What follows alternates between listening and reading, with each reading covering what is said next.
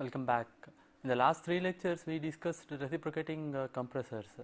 As you know, reciprocating compressors is one of the positive displacement type of compressors. Okay. In this lecture I shall discuss other positive displacement type of compressors. We will not go into the details, but I will briefly explain the working principle of these compressors and their typical performance characteristics. So, the specific objectives of this particular lecture are to discuss the working principle and characteristics of rotary compressors, namely rolling piston type, multiple vane type, screw type and scroll type. At the end of the lecture you should be able to explain the working principle, applications and performance characteristics of rotary compressors, namely as I have already mentioned, rolling piston type compressors, multiple vane type compressors, screw type and scroll type compressors. So, let us begin with the first type of compressor, that is rolling piston type compressor. Rolling piston type compressors is also known as fixed vane type compressor. They belong to the class of positive displacement type, as compression is achieved by reducing the volume of the refrigerant. These compressors are used in small refrigeration systems, that means up to 2 kilowatt of refrigeration capacity, and they are mainly used in domestic refrigerators or small air conditioners.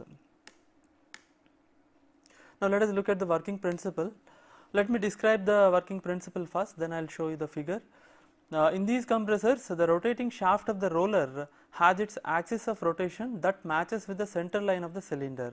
However, it is eccentric with respect to the roller. This eccentricity of the shaft with respect to the roller creates suction and compression of the refrigerant. A single vane or blade is positioned in the non-rotating cylindrical block. The rotating motion of the roller causes a reciprocating motion of the single vane. Okay, now let me show you the picture of it and explain. So, as I have already described, this compressor consists of a cylinder block, this is a cylinder block and a roller. Okay. Now, the axis of rotation, this is the point, the axis of rotation is eccentric with respect to the roller. However, it coincides with the center line of the cylinder block. Okay, so that is the main principle behind the operation of this particular type of the compressor. Okay, the eccentricity between the axis of rotation and the center line of the roller. Okay, and this cylinder block consists of a slot in which a fixed vane is mounted, and normally this fixed vane is spring loaded. Okay, so you have a spring loaded fixed vane, and as you can see that this type of compressor does not require a suction valve. So, you do not have any valve on the suction side, but it uses a discharge valve. So, you can see the discharge valve, but no suction valve. Now, let me explain the working principle of this compressor. Let us begin at this point A, let us say. Okay. Now, the roller is at this position, and this side you have refrigerant and this side also you have refrigerant. As the roller rotates in this direction, the gas on this side, it gets compressed, and on this side you have suction. So, that is what is seen here in picture B. Okay, this gas is getting compressed because its volume is getting reduced. At the same time, on this side suction is taking place because its volume is increasing. Okay. Further rotation of this compressor will compress the refrigerant to such an extent that this pressure will exceed the condensing pressure, discharge valve opens and the refrigerant goes out of the discharge valve. Okay, so again here you can see that you have the suction refrigerant and here you have the discharge. Okay, and as this roller is rotating, this fixed vane will be reciprocating in this direction. Okay, and as I said, you have a spring loaded fixed vane. So, this spring loaded vane will always remain in contact with the roller, so that a point of sealing is obtained between the high pressure side and low pressure side. Okay. So, this is the working principle and it is a very simple type of a compressor. And as I have already explained, this type of compressor does not require a suction valve, but it requires a discharge valve, and the sealing between the high and low pressure sides has to be provided along the line of contact between roller and cylinder block, along the line of contact between vane and roller, between the vane and the vane slot, and between the roller and end plate. So, let me explain this once again.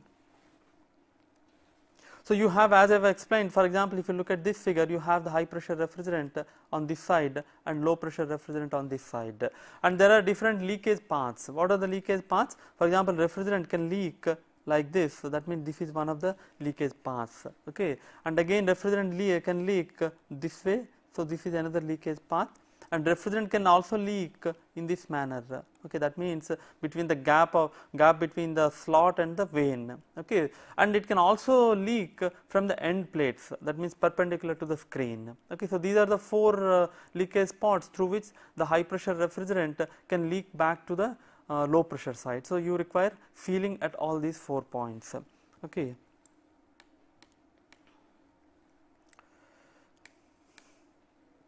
So the leakage is controlled through hydrodynamic sealing and matching between the mating component. That means what is done is a layer of lubricating oil fills up these gaps between the roller and the cylinder block, between the vane and the roller, and between the slot and the vane, and between the end plate and the roller, okay. So this it provides lubrication, at the same time it also seals the gaps. As a result, the leakage from the high pressure side to the low pressure side is minimized. Of course, this is not enough, you also have to manufacture them very accurately, so that the tolerance is very small. That means the gap between these components or between these mating components is very small, of the level of microns, okay. This is one of the important requirements, okay. And as I said, the effectiveness of the sealing depends on the clearance, compressor speed, surface finish and oil viscosity. Close tolerances and good surface finishing are required to minimize internal leakage. Hence, manufacturing of the compressors is difficult compared to reciprocating type compressors. The mass flow rate of refrigerant through the compressor is given by, as you know, the mass flow rate is equal to volumetric efficiency into displacement rate of the compressor divided by the specific volume of the refrigerant at compressor inlet. That is what is shown in this equation. So this is your displacement rate, and this is the specific volume at the compressor inlet, and this is the volumetric efficiency. Now the displacement rate is nothing but this, okay, where n, as you can see, is the rotational speed in RPM, this is the RPM, and A is nothing but the inner diameter of the cylinder, B is the diameter of the roller, and L is the length of the cylinder block, okay. And so pi by 4 into A square minus B square L is the volume between the cylinder block and the roller, okay. If you multiply that into the rotational speed, that will give you the displacement rate, and the actual mass flow rate is nothing but the displacement rate into the volumetric efficiency divided by the specific volume, okay. That is what is shown in this equation. Now let us look at other type of positive displacement type of compressor, that is multiple vane type compressor. Let me describe this compressor first. In multiple vane type compressor, the axis of rotation coincides with the center of the roller. However, it is eccentric with respect to the center of the cylinder, okay. So there is a difference between this type of compressor and the fixed vane type of compressor. The rotor consists of a number of slots with sliding vanes. During the running of the compressor, the sliding vanes, which are normally made of non-metallic materials, are held against the cylinder due to centrifugal forces. This is very important to remember. Now let me explain the working principle here. So again you have a rotor here, this is a rotor, and you have the cylinder block, okay, and this rotor has a number of slots, okay. These are the slots of the rotor, this one, okay. So in this particular figure I have shown 4 slots, and each slot consists of a sliding vane, okay. So this is the sliding vane, this is one sliding vane, this is sliding vane. So 4 slots mean there are 4 sliding vanes. And one important thing to notice here is this is the axis of rotation, that is point O. The axis of rotation coincides with the center line of the rotor, okay. That means the shaft, rotating shaft, and the rotor are coincidental, okay. But this center of rotor is eccentric with respect to the center of the cylinder, okay. That means as I said, this O is the center of the shaft and rotor, this is O, and O dash is your center of the cylinder block. Okay. Now, as let me explain the working principle. There is an eccentricity between the axis of rotation and the cylinder block. So, when the rotor rotates like this, these vanes they will be flung outwards. That means they will be flung outwards because of the centrifugal action. As a result, these vanes will be pressing against the cylinder block. Now, all this space is filled with refrigerant.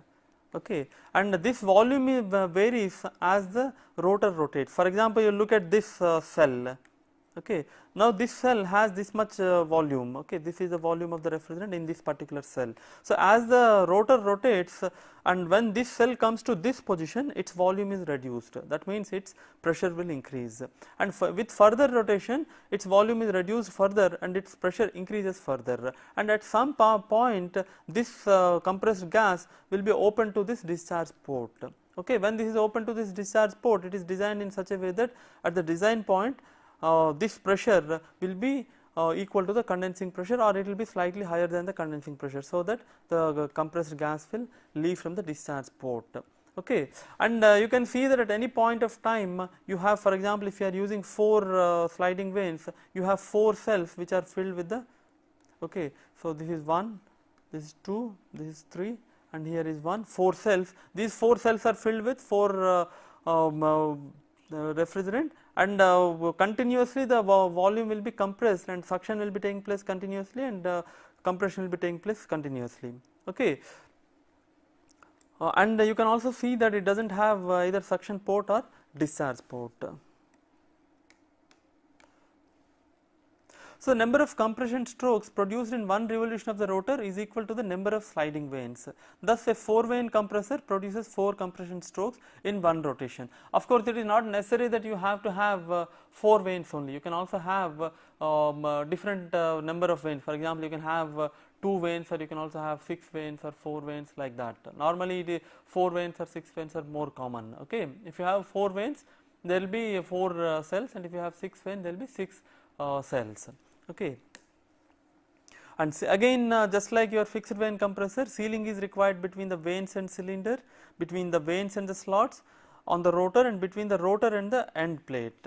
Okay, let me show this on the figure. If you look at this figure, for example, in this cell, let us say that this is cell 1. Okay, here the pressure is P1, and this is cell 2, and here the pressure is P2. Okay, so at this point of time, P1 will be greater than P2. So there is a pressure difference between this cell and this cell. So there will be a if there is a gap, then the refrigerant in cell 1 will try to flow back to the cell 2. Okay, so what are the leakage paths here? For example, the leakage can take place like this. Okay, that means if there is a gap between the sliding vanes and the slot, leakage can take place, and the leakage can also take place like this if there is a gap between the vane and the cylinder block, and leakage can also take place perpendicularly if there is a gap between the this roller and the end plate. Okay, so these are the 3 leakage paths through which the high pressure gas can leak back into the low pressure side. But unlike fixed vane compressor, here the pressure difference available for leakage is less. For example, let us say that at this point only the pressure is P discharge. Okay, so here the pressure will be less than P discharge, and here it will be further less than P discharge.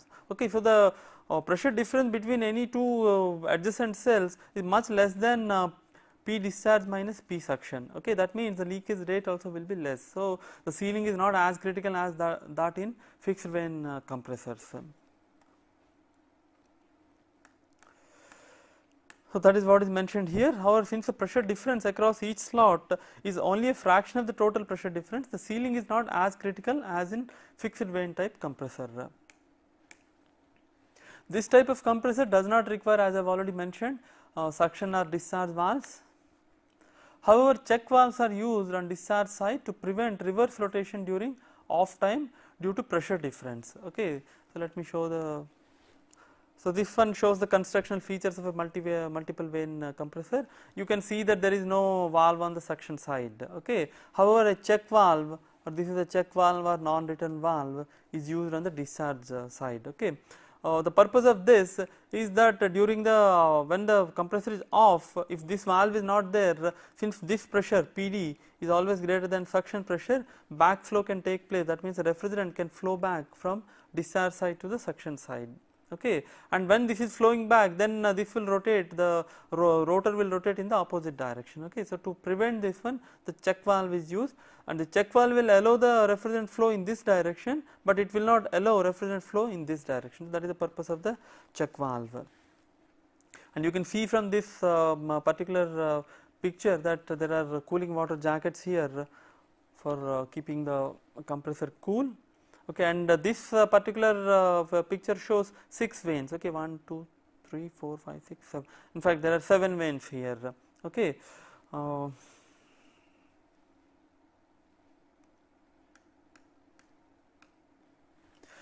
And since there are no discharge valves, the compressor refrigerant is open to the discharge port when it has been compressed through a fixed volume ratio depending upon the geometry. This is one of the typical characteristics of this multiple vane type of compressor. That means they have what is known as a fixed built-in volume ratio. That means as you have seen, there are no suction or discharge valves. Since there is no discharge valve, when the rotor comes to a particular position, the refrigerant, the compressor refrigerant will be exposed to the discharge port.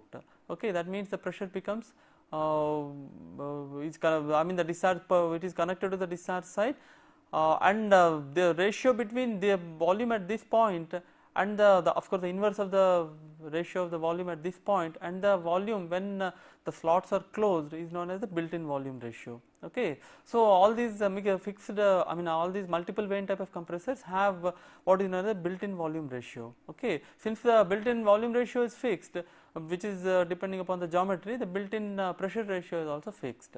Okay. And this is the, let me summarize this. This implies that these compressors have a fixed built-in volume ratio, and the built-in volume ratio is defined as the ratio of a cell as it is closed off from the suction port to its volume before it opens to the discharge port. This is the definition of built-in volume ratio. Since the volume ratio is fixed, the pressure ratio Rp is also fixed, and this Rp is given by PD by PS, where PD is the discharge pressure and PS is the suction pressure. This is equal to the built-in volume ratio to the power of K, where K, as you know, is the isentropic index of compression. Since no centrifugal force is present when the compressor is off, the multiple vanes will not be pressed against the cylinder walls during the off period. That means, let us say that when the compressor is off, there is no centrifugal action. When there is no centrifugal action, these vanes will not be pressed against the cylinder block. For example, if you look at this vane, this will not be, there will be no centrifugal action, so this will not be pressed against the cylinder block. So, due to gravity, it will fall down. Once it falls down, a gap is created here. So, as a result, this high pressure gas can flow back through this gap onto to the suction side. Similarly, there will be refrigerant flow from this point, okay, and the refrigerant flow like this, refrigerant flow like this. Okay. So, that means during the off position there is a possibility of pressure equalization on the discharge as well as suction sides. As a result, high pressure refrigerant from the discharge side can flow back into the suction side, and pressure equalization between high and low pressure sides takes place. This is beneficial from the compressor motor point of view, as it reduces the required starting torque. As you know very well, when pressure equalization takes place, the motor has to start against the same pressure. That means there is no back pressure acting on the motor, so the required starting torque will be very less. Okay, so you can use a smaller motor. This is one of the advantages of having pressure equalization. Okay, of course, pressure equalization also has disadvantages. Let us look at what is the disadvantage of this. Whenever there is a pressure equalization, it introduces what is known as the cycling loss. Okay, and what is cycling loss? Cycling loss is nothing but the entry of hot and high pressure refrigerant liquid into the evaporator. Hence, normally a non-return check valve is used on the discharge side which prevents the entry of refrigerant liquid from high pressure side into evaporator through the compressor during off time. At the same time, there will be pressure equalization across the vanes of the compressor. Okay. That means when you are using the non-return valve, so during the off time this non-return valve will be closed, okay, this will be closed.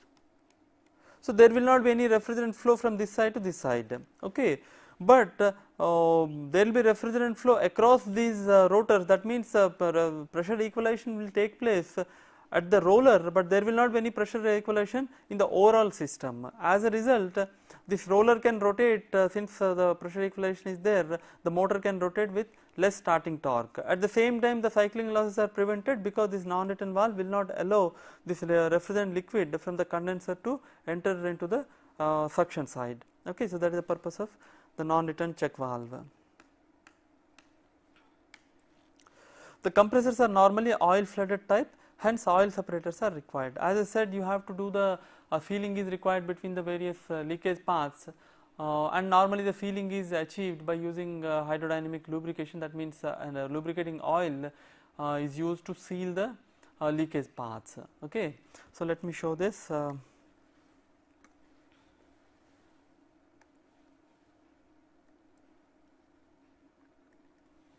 Okay, so this shows the animation of multiple vane type compressor. You can see here that an oil separator is used, this red side.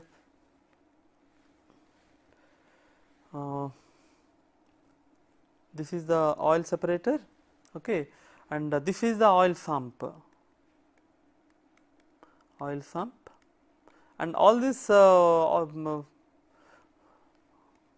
orange color and here the orange color means there is a thin film of lubricating oil between the sealing paths, so that refrigerant leakage from the high pressure side to low pressure side is prevented. Okay, so refrigerant liquid, refrigerant vapor enters like this, it gets compressed, it comes out like this. Okay, it comes out like this and flows out like this, and this, as I said, is the oil separator. This is the oil separator, and here oil gets separated and refrigerant vapor only will go to the compressor, and this separated oil will again come back to the oil sump through the oil return valve. Okay, so this is the principle.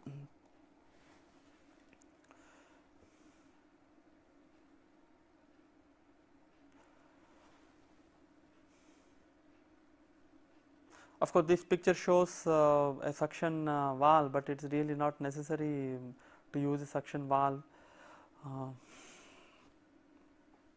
Okay.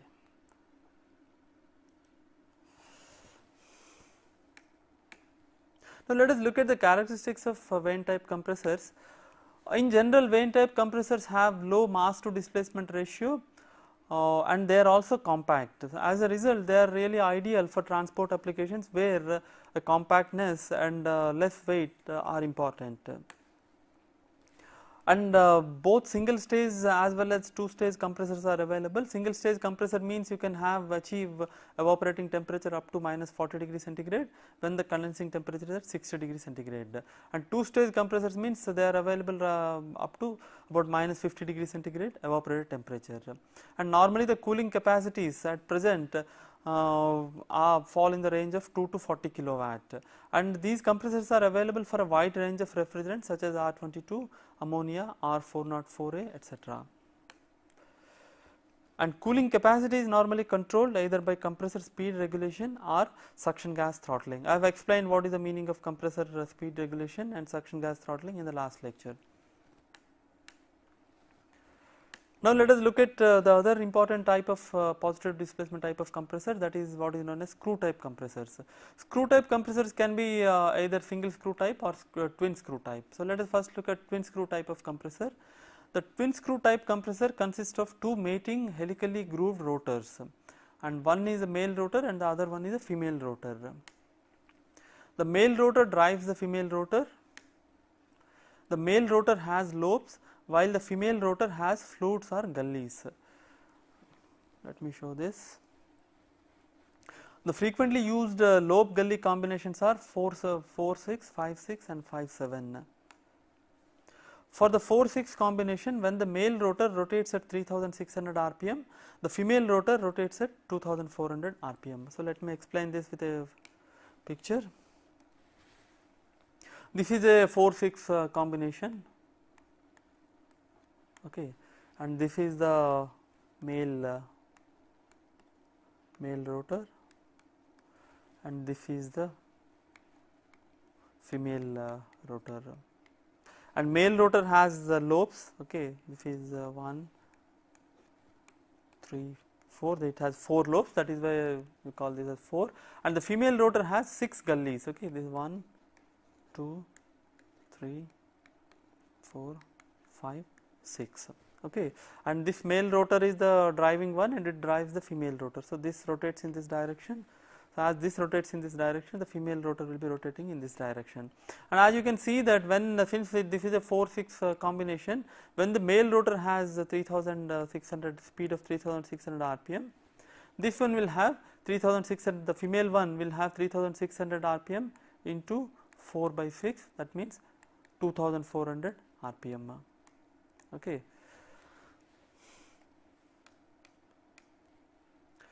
The flow is in the twin screw type of compressor, the flow is mainly in the axial direction. Let me show this. Okay, so this is again a cut view of a twin screw compressor. This is the male rotor and this is the female rotor.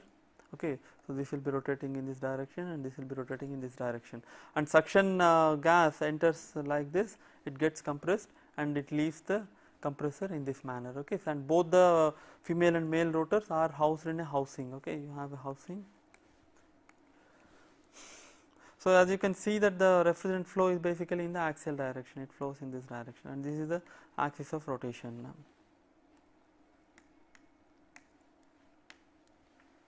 Suction and compression take place as the rotors mesh and unmesh.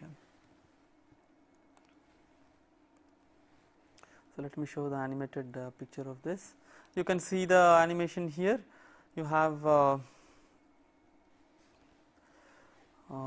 low pressure refrigerant enters like this, okay, it is coming like this and it fills up this space, and as this one rotates, it will be carried away along these gullies and the lobes, and finally it gets compressed and it leaves the compressor in this fashion. Okay.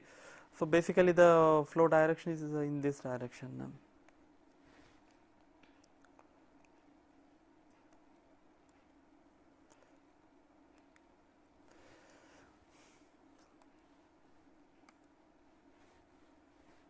Yeah, so you can see the how the flow is taking place. The blue one is the suction gas, blue color, and the red color indicates that it is getting compressed. Okay, and you have an outer cylinder casing where these twin screws are housed in the cylinder casing.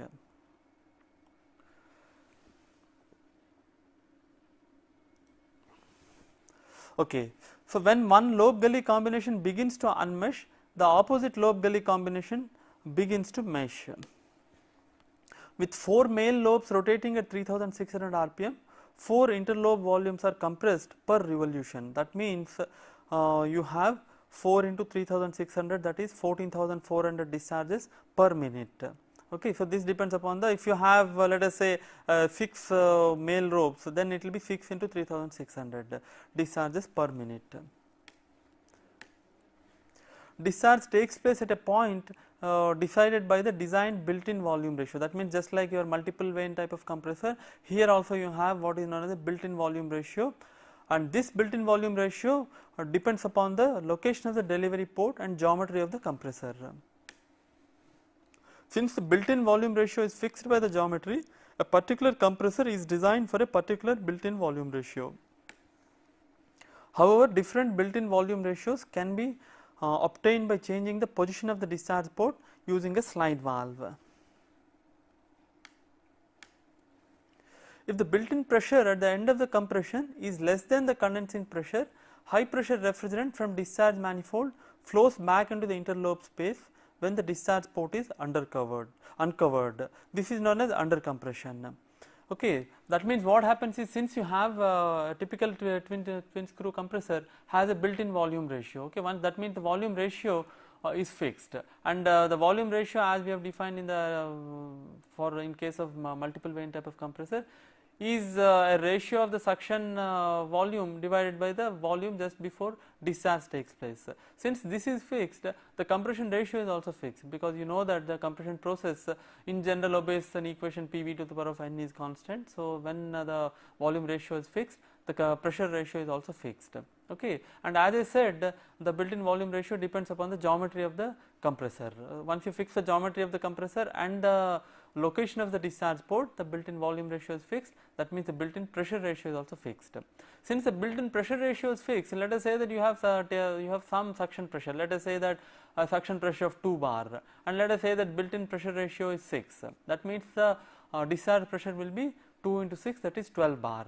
And if the condensing pressure is greater than 12 bar, let us say that condensing pressure is 13 bar. As you know, the condensing pressure depends upon the available heat sink temperature. So, it is possible for the condensing pressure to be higher than the built-in pressure.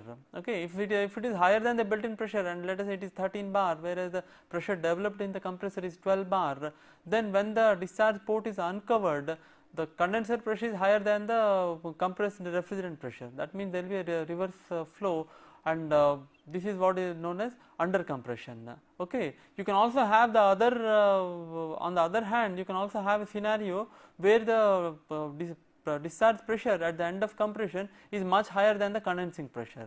This is known as over compression. Okay, so that means as soon as the discharge port is uncovered, since there is a pressure difference between the condenser and the compressed gas will rush out of the discharge port. That means there will be a throttling of the refrigerant vapor at the discharge. Okay, so this is known as over compression. Both under compression as well as over compression are bad for as far as the compressor performance is concerned, because both will reduce the efficiency. This is one of the typical problems of twin screw compressor. This you can call it as a problem if you are operating the system at off design conditions, but normally the compressors are designed to operate at design conditions, and if you design the compressor in such a manner that at the built-in pressure is equal to your condensing pressure, then you get the peak efficiency. Okay, you do not have any problem, but it is possible for the compressor to operate at off design condition, then you may have either under compression or over compression. Okay. So, as I said, if the built-in pressure is higher than the condensing pressure, then the compressor refrigerant rushes out in an unrestrained expansion as soon as the port is uncovered. Both under compression and over compression are undesirable as they lead to loss in efficiency.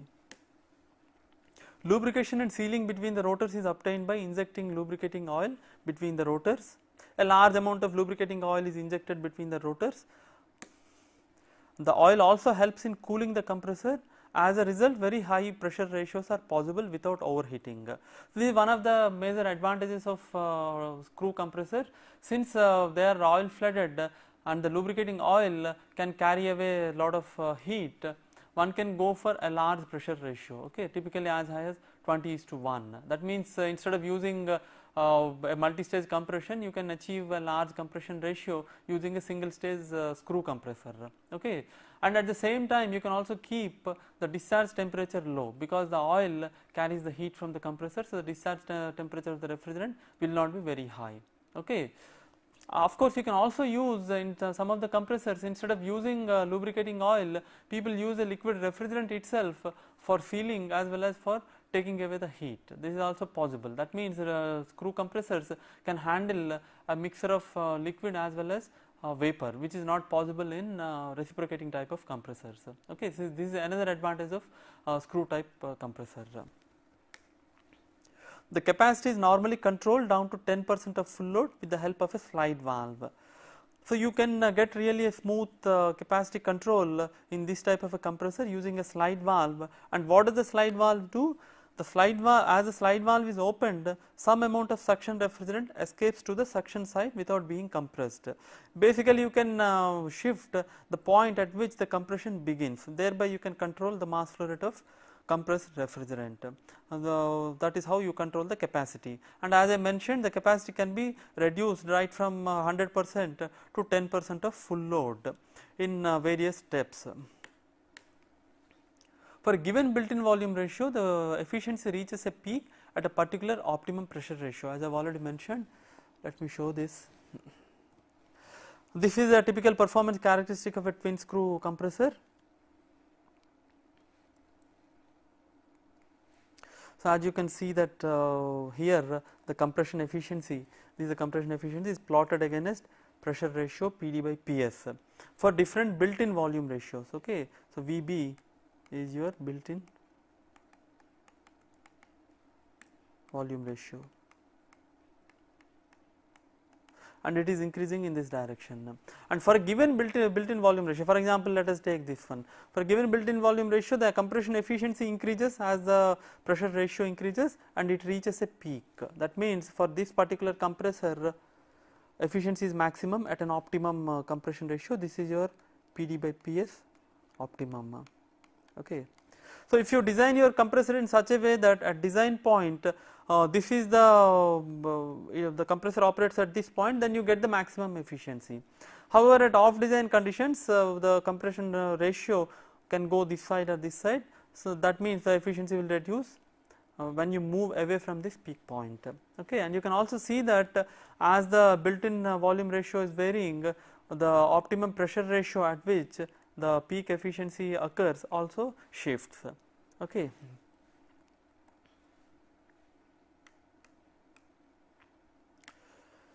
The compression efficiency drops when the system operates at off design conditions. However, when operated at the optimum pressure ratio, the efficiency is much higher than other types of compressors. You can get a compression efficiency as high as 70% or more. As the rotor rotates at high speeds, screw compressors can handle fairly large amounts of refrigerant flow rates compared to other positive displacement type compressors. Screw compressors are available currently in the capacity range of 70 to 4600 kilowatts. So, normally screw compressors compete with high capacity reciprocating compressors and low capacity centrifugal compressor. That means they occupy the space in between reciprocating compressors and the centrifugal compressors. Okay. They are available for a wide variety of refrigerants and applications. Compared to reciprocating compressors, screw compressors are balanced and hence do not suffer from vibration problems.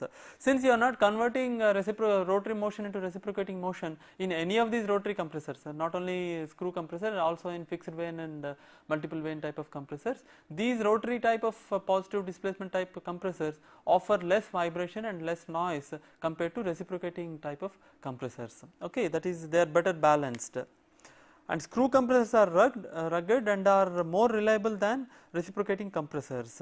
It is shown that they can run for continuously for 30,000 to 40,000 hours between major overhauls. This is cited as one of the principal advantages of screw compressor. That means between major overhauls the running time can be as high as 30,000 to 40,000 hours. Okay. So, they really do not require any major overhauling in between. Right. So, this is very beneficial as far as the plant running is concerned. Okay. Now, let us briefly look at the other type of screw compressor, that is single screw compressor. The single screw compressor consists of a single helical screw and two planet wheels or gate rotors. The helical screw is housed in a cylindrical casing with suction port at one end and discharge port at the other end. Suction and compression are obtained as the screw and gate rotors unmesh and mesh. The high and low pressure regions in the cylinder casing are separated by the gate rotors. Okay, so let me show the schematic of single screw compressor. So, as I said, you have a single helical screw. This is the screw. This is the one, this is driven by a motor and it rotates in this direction, and it also consists of two gate rotors or planet wheels. Okay, you have one gate rotor on this side, one gate rotor on this side, and this helical screw is kept in a cylindrical housing.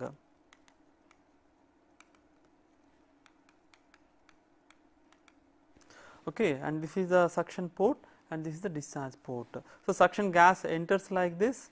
Okay, and the space between this region and the region between the planet wheels and the screw is occupied by the suction gas, and as this rotates in this direction, the suction gas will be carried away and as it passes the gate rotor it undergoes compression, and when it reaches this point its pressure would have been equal to or slightly higher than the condensing pressure, so that discharge will take place through the discharge port. Okay. So, the gate rotor basically seals the high pressure region from the low pressure region. Normally the screws are metallic and the gate rotors are plastic. That means they are made of plastic materials, and helical screw is made of metallic material. The screw, as I said, is driven by an electric motor, and the gate rotors are normally made of plastic materials. A small power is required to rotate the gate rotors, as the frictional losses between the metallic screw and the plastic gate rotor is very small. Similar to twin screw, lubrication, sealing and compressor cooling is achieved by injecting lubricating oil into the compressor. Once you inject lubricating oil, obviously you require an oil separator, oil cooler and oil pump to circulate the lubricating oil and to reject the heat of compression. So, this is the typical characteristics of single screw and twin screw type of compressors. As I said, these compressors can handle a mixture of vapor and liquid, and in fact instead of using lubricating oil you can as well use refrigerant liquid itself for sealing and for carrying away the heat of compression. Okay. Now, let us look at another very important type of positive displacement type of compressor. This is known as scroll compressor. Scroll compressor is sometimes called as an orbital compressor. Let me describe the working principle. Scroll compressors are orbital motion positive displacement type compressors in which suction and compression is obtained by using two mating spiral shaped scroll members, one fixed and the other orbiting. That means basically what we have here is two spiral shaped scroll members, and one of them is fixed and the other one is orbiting. Okay, so let me just show a downloaded clip. Yeah, you can see this is downloaded from the internet, and it is made by the Southern Illinois University, and this picture here shows for example here this is one spiral member and this is the other spiral member. One is fixed, the blue one is fixed and the red one is orbiting. As it orbits, suction, compression and discharge takes place. Okay. So, you can see that as the red one is orbiting, you see that it is not rotating, it is orbiting. Okay. That is why you call it as orbital compressor, and the blue one is fixed. Okay. So, the gap between the blue and red scroll members is varying continuously. This is what gives rise to suction and compression.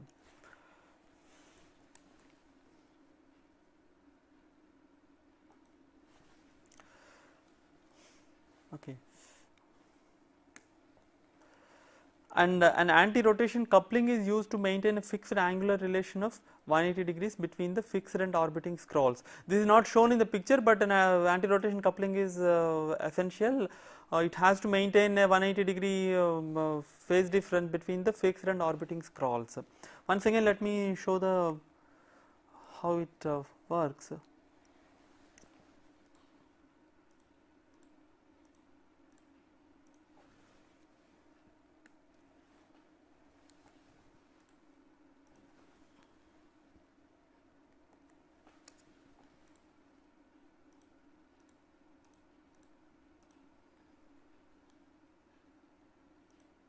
Okay. So, this picture here shows the working principle of scroll type compressor. So, what is shown here is suction, compression and discharge. So, this blue in this particular this blue region is the suction gas. So, you can see that the space between the two scrolls is fixed by the suction gas, and as the orbiting scroll rotates, this suction gas is moved from this periphery to the inner this thing. Okay. So, this is now this gas has occupied this region, and at this point this volume is less than the volume at this condition. Okay. So, some compression has taken place, and with further rotation the gas is moved to the center. Okay, this red portion. At this point the compression is completed and the pressure equals or slightly exceeds the condenser pressure. So, the discharge valve is opened and discharge takes place. So, you have the three steps: suction, discharge and compression, and how the gas is moved from the periphery to the inner eye. Okay. So, normally you have the suction port at the outside, I mean at the periphery, and the discharge port at the center. Okay. So, this is the working principle of a scroll type compressor. And each scroll member is open at one end and bound by a base plate at the other end. So, let me show this. Okay, so this is picture is not very clear, but here what is shown here is this is the rotating scroll and this is the fixed scroll, and this is a scroll member. Okay, again this is a scroll member, and this is open on this side, this is the open end, and this is the open end. Okay, and this is the base plate, and this side also you have a base plate. Okay, so basically when you assemble it, this goes and sits inside, and this will be orbiting in this direction. Okay. This picture shows the photograph from the side view and from the front view, and you can see here the two scroll members. One is the violet colored one, this is one, and this is the other one. Okay, the violet colored one is the fixed one, and this one will be rotating. Okay, and you can see that one side it is open, and this is the base plate, right, and you have another base plate here. So another base plate is there. Okay. This shows the cut view of a commercial hermetic scroll compressor. So you can see the various key components in this one. Since this is a hermetic type of compressor, the motor is also kept inside the same housing. So you have the discharge plenum, as I said, as I explained, you have the discharge plenum here. Discharge takes place through this, okay, and suction takes place in this manner, okay, and you have the motor here, and the scrolls are kept here, fixed and orbiting scrolls, and various other components. Okay.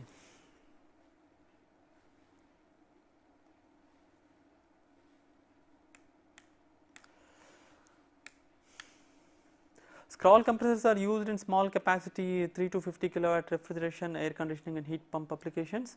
In fact, they are becoming quite popular in this range because they offer many advantages. They are normally hermetic type. Compressor capacity is normally controlled by variable speed inverter drives. Basically what is done is the frequency of the motor is varied. Okay, the frequency can be varied from as low as 15 hertz to right up to 150 hertz. Okay, that means you can get a very fine capacity control by controlling the speed of the motor. Okay, this is a popular method of controlling the capacity of scroll type of compressors. Okay. Of course, one major problem with this scroll type of compressor is the manufacturing. Manufacturing is relatively difficult due to the need for very close tolerances between the fixed and orbiting scroll members. Scroll compressors offer several advantages. First advantage is large suction and discharge ports reduce pressure losses during suction and discharge. So, there will be higher volumetric efficiency, and physical separation of suction and compression reduce heat transfer to suction gas, leading to high volumetric efficiency. This is another typical advantage of this type of compressor. As you can see here, suction is taking place here, so simultaneously discharge will be taking place somewhere here. Okay. So, for example, this is the hottest hot gas, let us say, and this is your cold gas.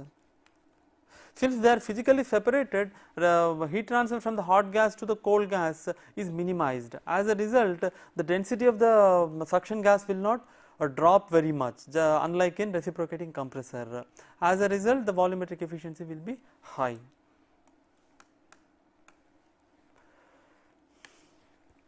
In addition, of course, the re-expansion losses are also quite less in this one, and the flatter capacity versus outdoor temperature curves.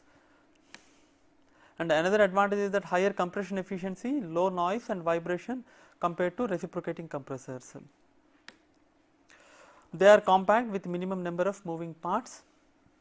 So, because of these advantages, scroll compressors are finding applications in many air conditioners and all. In fact, the scroll compressor is pioneered by Japanese, and they are becoming very popular in packaged air conditioners and small refrigeration systems. Okay. Now let me summarize what we have learned in this lesson. In this lecture we discussed the working principle and characteristics of rolling piston type compressors, multiple vane type compressor, screw type compressor, both single screw and twin screw type compressors, and scroll type compressors. There are also other positive displacement type of compressor, what is known as the trochoidal type of compressor, but this is still not very popular, not still under development. Okay, whereas these 4 types have already been developed and they are available commercially. Okay, and this completes the discussion on positive displacement type of compressor. As you can see, we have spent more time on the reciprocating type because they are the real workhorse of the refrigeration industry. However, the other positive displacement types are also becoming popular. Okay, since this is a basic course, we have not discussed these compressors in detail. And in the next lecture, I will discuss rotodynamic type of compressors, mainly centrifugal compressor. Okay, so before I stop here, I would like to give a homework problem. Let me read the homework problem. The problem is like this: a refrigerant has a molecular weight of 64.06 kg per kilomole and a specific heat ratio Cp by Cv of 1.26. If the compression ratio Pd by Pe is 3.119 and the refrigerating effect is 322 kilojoule per kg at an evaporating temperature of 4.5 degrees centigrade, find A, the theoretical COP, B, the enthalpy change of the refrigerant due to compression, and C, temperature of the refrigerant at the exit of the compressor for the following cases. So what is given here is the molecular weight, specific heat ratio, compression ratio, refrigeration effect, and the evaporating temperature. Okay, and we have to find out the COP, enthalpy change, and the discharge temperature. Okay, and what are the different cases for which we have to find these values? First one is reversible adiabatic compression. Second one is reversible polytropic compression with polytropic index of 1.22. The third is irreversible adiabatic compression with index of 1.3. And you can assume no superheating and the refrigerant to behave as a perfect gas and the specific heats to be constant. Take the value of the universal gas constant as 8.314 kilojoule per kilomole Kelvin. Let me give a hint. You have to, as I have already mentioned, you have to assume the refrigerant to be a perfect gas. So, you have to apply PV to the power of n is constant, and you also can apply PV is equal to RT. Okay, these two equations you will be applying. And for the reversible cases, you have to you can find out the work input to the compressor by integrating integral VdP, okay, from the suction pressure to the discharge pressure. Whereas for irreversible case, you cannot use the integral VdP for finding the work of compression because you do not know the process path. Okay, so what you have to do for the irreversible cases, you have to find out the discharge temperature from the two equation PV to the power of n is constant and PV is equal to RT, and then apply energy balance across the compressor and find out the work input, which is nothing but mass flow rate into enthalpy rise across the compressor. Okay, so that will give you the work of compression for the irreversible case. Whereas for the other two cases, you can find out work input from integral VdP. Okay, I will give you the answers to this problem in the next lecture. Thank you.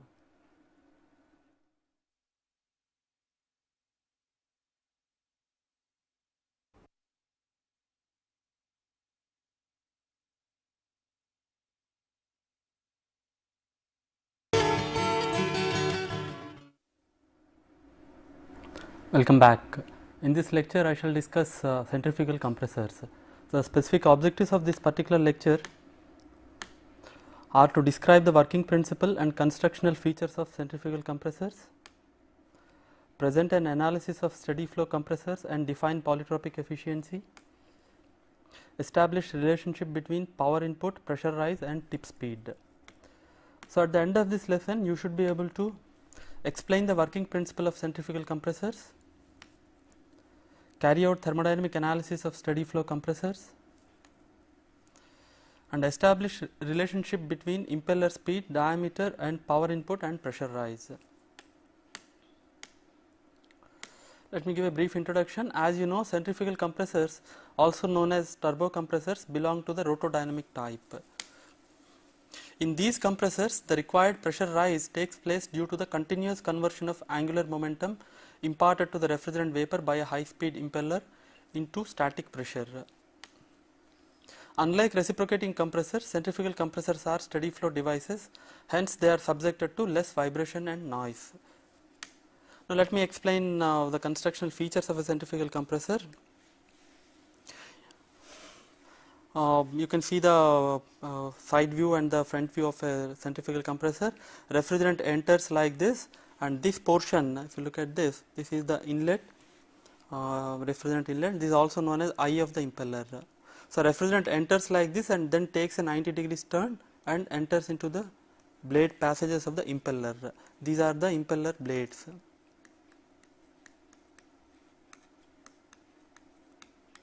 So the refrigerant flows through the passages provided by these impeller blades, and these impeller blades will be rotating at very high speed, as a result of which momentum will be imparted to the refrigerant when it comes in contact with the impeller blades. So from the impeller it enters into a region called diffuser, that is 4. Okay. In the diffuser, conversion of velocity pressure into static pressure takes place, as a result of which its velocity reduces and the refrigerant pressure increases. And from the diffuser it enters into a volute casing. You can see that the volute casing has uniformly gradually increasing area. So as the refrigerant flows through the volute casing, its velocity reduces gradually and velocity is converted into static pressure. So finally the refrigerant comes out of the compressor at high pressure. So once again you can see the how the refrigerant flow is taking place and different parts. As I said, part 1 is the refrigerant inlet and part 2 is the impeller. 3 is the refrigerant passages, so these are the refrigerant passages, and 4 is the vaneless diffuser, this is the vaneless diffuser, and 5 is the volute casing, and 6 is the refrigerant discharge. Now let me explain the working principle. Low pressure refrigerant enters the compressor through the eye of the impeller. Eye of the impeller is nothing but the inlet of the impeller. From the eye, the refrigerant enters the flow passages formed by the impeller blades, which rotate at very high speed. That means the impeller will be rotating at very high speed. As the refrigerant flows through the passages towards the tip of the impeller, its angular momentum and static pressure increase. From the tip of the impeller, the refrigerant flows into a stationary diffuser. In the diffuser, the refrigerant is decelerated, and as a result, the velocity pressure drop is converted into static pressure rise, thus increasing the static pressure further. The vapor from the diffuser enters the volute casing, where further conversion of velocity into static pressure takes place due to the divergent shape of the volute. Finally, the pressurized refrigerant leaves the compressor from the volute casing. So this is the working principle of a centrifugal compressor. This is different from your positive displacement type of compressor, which are unsteady flow devices. Now let me explain the physics. The gain in momentum is due to the transfer of momentum from the high speed impeller blades to the refrigerant confined between the blade passages. The increase in static pressure is due to the self compression caused by the centrifugal action. I will explain what it is. And the static pressure produced in the impeller is equal to the static head, which would be produced by an equivalent gravitational column. As you can see that as a